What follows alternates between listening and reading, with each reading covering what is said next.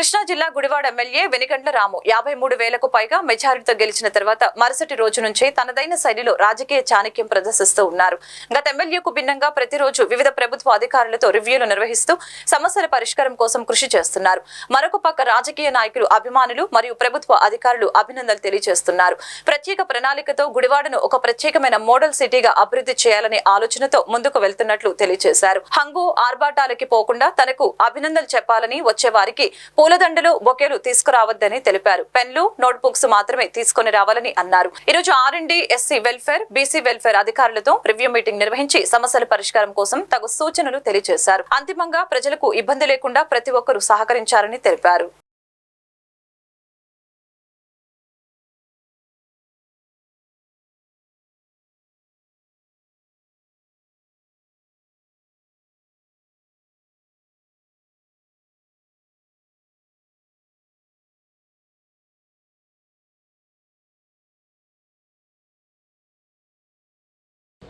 Classes కూడా జరుగుతాయి, లేకపోతే మీరు ఓన్లీ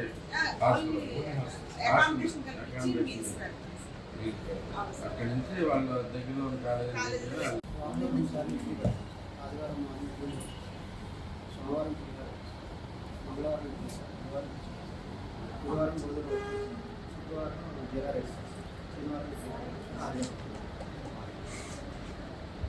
గుడ్ క్వాలిటీ బాగా మెయింటైన్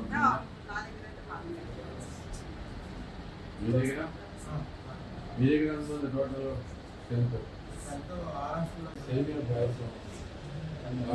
రాత్రి భోజనం అన్నం సాంబార్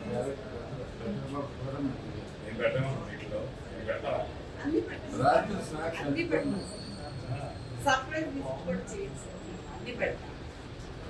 ఇప్పుడు అంత పిల్లలే మెను చట్నీ మేము డిస్ప్లే చేస్తాం సార్ బయట.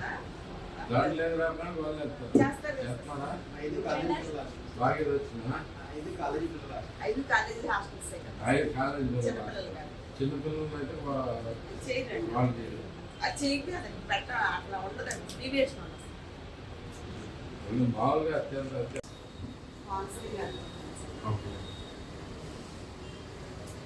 ఇలాంటివి ఉన్నప్పుడు మీరు ఫ్యూ డేస్ తర్వాత స్టీమ్ అయిన తర్వాత నేను చూస్తున్నాను మీతో ఇవి కూడా చేపించి పంపిద్దాం. ఎవరు చేసి అడ్వాన్స్